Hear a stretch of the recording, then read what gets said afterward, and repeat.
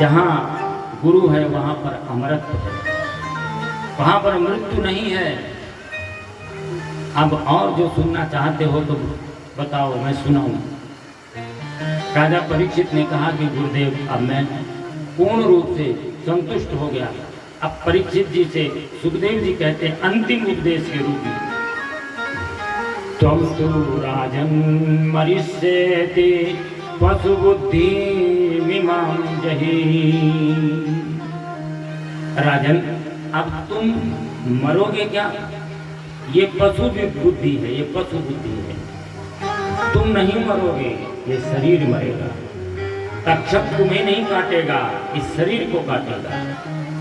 और ये तक्षक कोई और नहीं है, ये संसार रूपी सर्प है, काल रूपी सर्प है, जो एक दिन सभी को काटेगा और इन्हीं 7 दिनों में काटेगा, 8वां दिन नहीं होता। लेकिन अब तुम्हें आत्मज्ञान हो गया, न तुम कभी पैदा हुए थे और न तुम कभी मरोगे। ये शरीर पैदा हुआ है और शरीर ही मरेगा।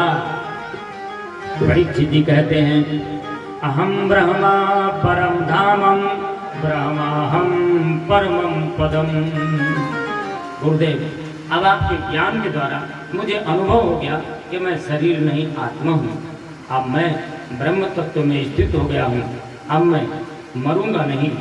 अब तो ये शरीर मरेगा, तक्षक इस शरीर को काटेगा। और वास्तव में परीक्षित जी समाधिस्थ हो गए और शरीर से ऊपर उठ गए। ब्रह्मरंध्र में उनका प्राण चला गया और वहां से उन्होंने प्राण को भगवान में विसर्जित कर दिया और शरीर को तक्षक पुष्प की टोकरी में आता है एक छोटा रूप धारण करके। बचने के लिए बहुत उपाय किए गए थे। उनके पुत्र जन्मेजय ने इतनी तगड़ी व्यवस्था की थी कि किसी भी प्रकार से तक्षक प्रवेश न करे, लेकिन पूजा के पात्र के माध्यम से पुष्प में ही वो छोटा रूप धारण करके पहुंच गया और परीक्षित जी को दस दिया। और परीक्षित जी का शरीर भस्म हो गया। आत्मा तो उनकी पहले ही निकल चुकी थी, ब्रह्म में स्थित हो गई थी। और जन्मेजय जी ने सर्पों से बदला लेने के लिए सर्प यज्ञ किया। बड़े बड़े कड़ाहों में मंत्रों के द्वारा आवाहन शुरू कर दिया तो बड़े बड़े सर्प कड़ाह में आकर के मरने लगे, पर वो तक्षक नहीं आया, क्योंकि तक्षक तो अमर हो चुका था। परीक्षित जी ने कथा अमृत पान किया था, उनके शरीर को तक्षक ने काटा तो तक्षक भी अमर हो गया और इंद्र के पास पहुंच गया। जब ब्राह्मणों ने मंत्र का आवाहन किया और इंद्र सहित वो तक्षक आने लगा तो जन्मेजय जी ने सोचा ये तो बड़ा अनर्थ हो जाएगा। जन्मेजय जी उन्हीं सर्पों के परिवार से आते हैं और वो आकर के तुरंत रोकते हैं जन्मेजय को। और जन्मेजय जी ने वो सर्प यज्ञ रोका और उसी समय से एक मंत्र भी दिया। इस मंत्र का पाठ कर लेने के बाद 24 घंटे तक सर्प का कोई भय नहीं होता। सर्पाप सर्पभद्रम ते सर्पगक्ष महाविषः जन्मेजय से ज्ञानते आस्तिक वचनम। आस्तिक मुनि ने इस यज्ञ को रोका था और सर्पों को बचाया था। तो सर्पों ने ये कहा था कि यदि आपका 3 बार कोई नाम ले लेगा तो हम सर्प उसे नहीं काटेंगे, और यदि काटेंगे भी तो हमारे फन कई टुकड़े में विभक्त हो जाएंगे और उनको विष नहीं लगेगा। और इसके बाद परम गति हो गई। अब ये 4 बड़े महत्वपूर्ण श्लोक हैं। 18,000 श्लोकों का वाचन तो संभव नहीं था। सारे श्लोकों का वाचन यहाँ पर किया गया, मानसिक और वैखरी वाणी के द्वारा भी। पर 4 श्लोकों का वाचन सामूहिक हम लोग करते हैं। एक बार हम कहेंगे, आप उसको दोहराएंगे। और ये बड़े श्लोक भाव के हैं, इनके भाव भी महत्वपूर्ण हैं और ये भागवत के सबसे महत्वपूर्ण श्लोक हैं। एक श्लोक का आधा भी यदि कहीं पढ़ा जाता है तो श्री कृष्ण वल्लभी फिर विराजते, भगवान किशोरी जी के साथ विद्यमान रहते हैं उस श्लोक में। इसी भावना के साथ इन 4 श्लोकों का गायन कर रहे हैं। नमस्तस्मै भगवते नमस्तस्मै भगवते वासुदेवाय साक्षिणे वासुदेवाय साक्षिणे या इदं कृपैकस्मै दायिदं कृपैकस्मै व्यासचक्षे मुमुक्षवे व्यासचक्षे मुमुक्षवे। यहाँ भगवान नारायण को वासुदेव को वास्य वास्य तिष्ठति स वासुदेवा, जो कण कण में व्याप्त ब्राह्मी चेतना है, आप किसी भी रूप में मानो, जिससे ये सारा जगत चैतन्य है, प्रकाशमान है, ऐसे भगवान श्री कृष्ण स्वरूप परमात्मा को हमने प्रणाम किया। हर व्यक्ति को भगवान की नित्य उपासना अवश्य करना चाहिए। योगींद्राय नमस्तस्मै योगींद्राय नमस्तस्मै सुखाय ब्रह्मस्वरूपिणे सुखाय ब्रह्मस्वरूपिणे संसार सर्पदंष्टं यो संसार सर्वदर्शं यो विष्णुरातं मुमुचत विष्णुं रातं मुमोचत। योगेंद्र सुखदेव जी को प्रणाम किया है, सदगुरु को प्रणाम किया है। गुरु के बाद गोविंद ही, गोविंद के बाद गुरु ही महत्वपूर्ण है। गुरु और गोविंद दोनों एक स्वरूप है।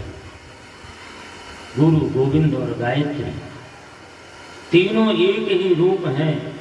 एक किसी को पकड़ लिया तो ये तीनों एक साथ प्राप्त होते हैं। इसलिए गायत्री को भी गुरु मंत्र कहा गया है।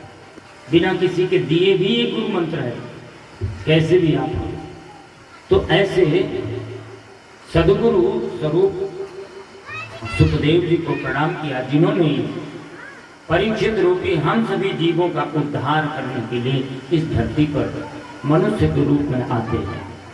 भवे भवे यथा भक्ति भवे भवे यथा भक्ति पादयोस्तव जायते पादयोस्तव जायते तथा कुरुष्व देवेश तथा कुरुष्व देवेश नाथस्त्वं नो यतः प्रभो नाथस्त्वं नो यतः प्रभो।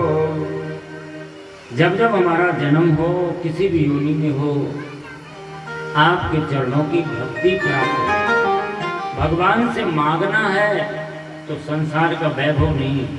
आपने भगवान की इतना कीमती शरीर भगवान ने आपको दिया है, इतने मजबूत हाथ पैर दिया है, आप जो चाहो प्राप्त कर सकते हो। इसके लिए भगवान से मांगने की जरूरत नहीं है। भगवान ने तो आपको सुपर कंप्यूटर वाला मस्तिष्क दिया है, हाथ दिया है, सब कुछ दिया है। आप जो चाहो प्राप्त कर सकते हो। मांगना है तो भगवान से उनके चरणों की भक्ति मांगो। इसलिए सभी भक्तों ने भगवान से संपदा नहीं, केवल उनके चरणों की भक्ति मांगा है। नाम संकीर्तनम यस्य नाम संकीर्तनम यस्य सर्व पाप प्रणाशनम सर्व पाप प्रणाशनम प्रणामो दुख समनस्तम प्रणामो दुख समनस्तम नमामि हरिं परम नमामि हरिं परम। अब भगवान के नाम का संकीर्तन चौथी महत्वपूर्ण बात है कि अपने जीवन में भगवान के नाम का जप करो। क्यों? नाम संकीर्तन से, भगवान के जप करने से जो भी पाप होते हैं वो दूर हो जाते हैं, व्यक्ति निष्पाप हो जाता है। पाप जाने अनजाने तो हमारे जीवन से होते ही रहते हैं, कोई बात नहीं, पर आप भगवान का नाम लो दोनों टाइम, प्रातः काल करने पर रात्रि का पाप और दिन में रात्रि में करने पर दिन का पाप समाप्त हो जाता है। इसलिए कम से कम 2 काल संध्या भगवान की अवश्य कीजिए। और प्रणामो दुख समनस, आप भगवान के सामने दोनों हाथ जोड़ करके प्रणाम करिए।